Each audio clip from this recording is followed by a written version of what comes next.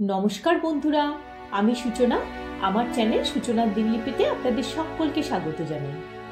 যে কোনো অনুষ্ঠান বাড়ি বা get together, veg non veg মেনুতে যাই থাক, খাবার পর আমরা পেটে একটু জায়গা রাখি ডেজার্টের জন্য। সুইট ডিশ কম খেলেও বাচ্চা বড় সবাই মিলে ফ্রোজেন ডেজার্টের কাউন্টারে এগিয়ে গিয়ে ভিড় জমায় আইসক্রিম বা কুলফির জন্য।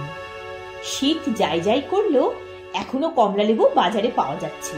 কুলফি মোল্ড বা শেল ছাড়াই বানাবো অরেঞ্জ কুলফি।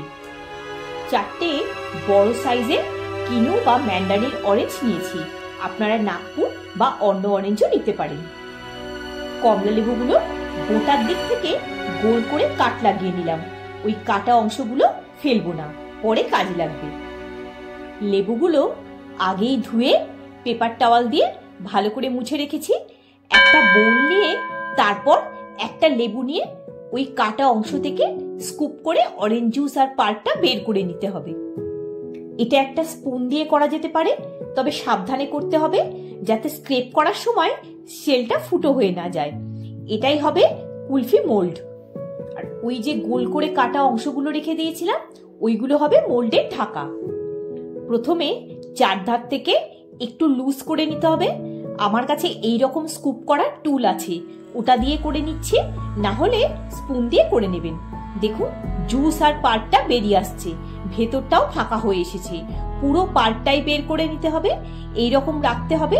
ওই একইভাবে আরো একটা দেখিয়ে দিচ্ছি। এই অরেঞ্জ কুলফি খুবই টেস্টি, বাট মার্কেটে সবসময় অ্যাভেলেবেল হয় না আর কষ্ট অনেক পড়ে যায়। এইভাবে সহজেই বানিয়ে এনজয় করতে পারেন।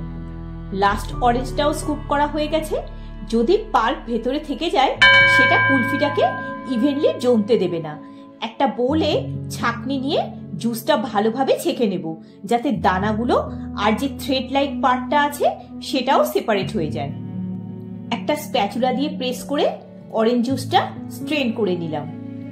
অরেঞ্জ শেলগুলো নর্মাল ফ্রিজে রেখে দিলাম যাতে ওগুলো ফ্রেশ থাকে। একটা কথা বলি, আপনারা বিভ্রান্ত হবেন না।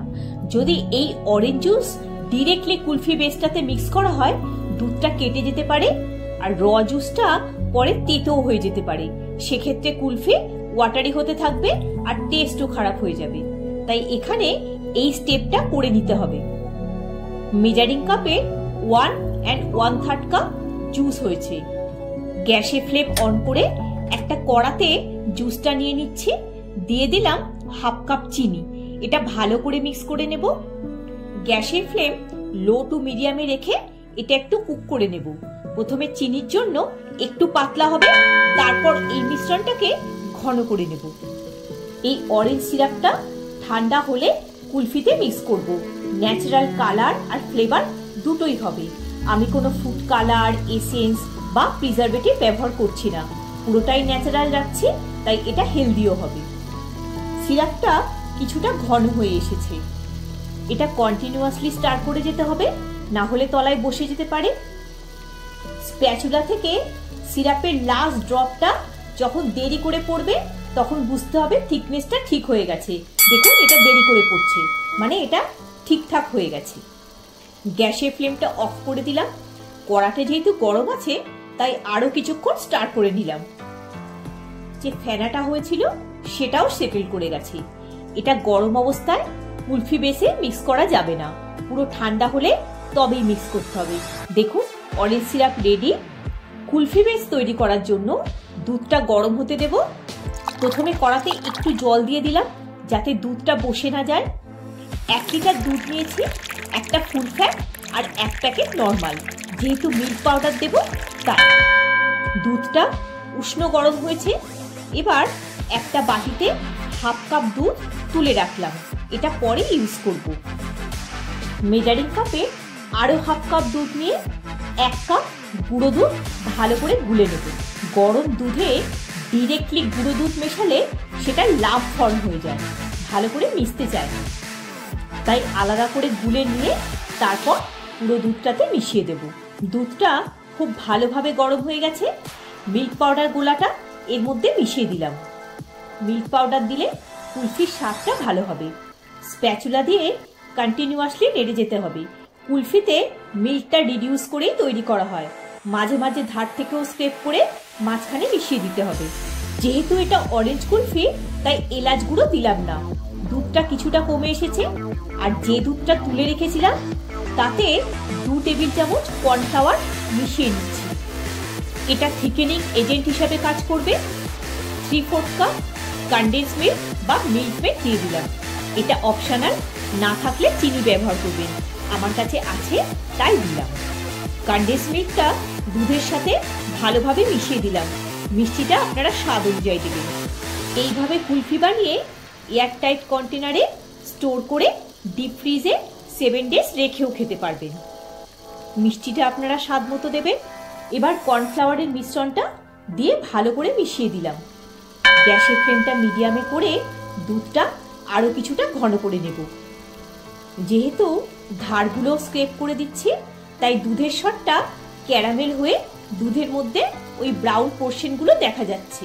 স্প্যাচুলার গায়ে একটা দাগ কাটলে দাগটা বোঝা যাচ্ছে।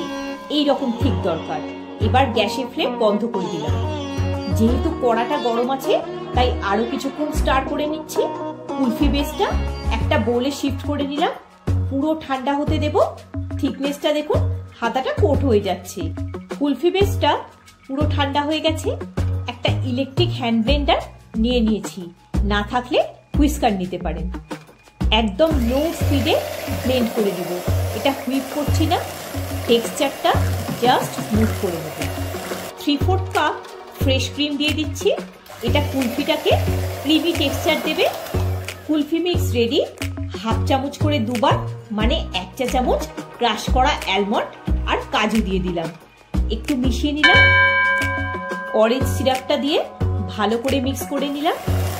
অরেঞ্জ শেলগুলো ফ্রিজ থেকে বের করে এবার কুলফি মিক্স দিয়ে ফিল করে দেব। উপর থেকে একটু বাদামের গুঁড়ো দিয়ে দিচ্ছি আর ঢাকাগুলো দিয়ে দেব। এইভাবে সবকটা অরেঞ্জ শেল ফিল করে নিলাম।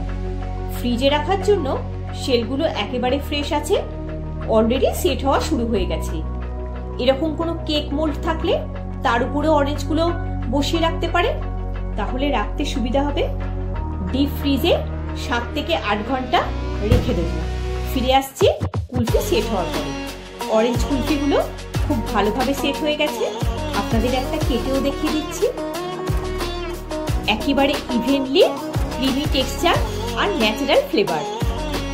এইভাবে স্লাইস করে বা ফুল কুলফি আপনারা সার্ভ করতে পারেন।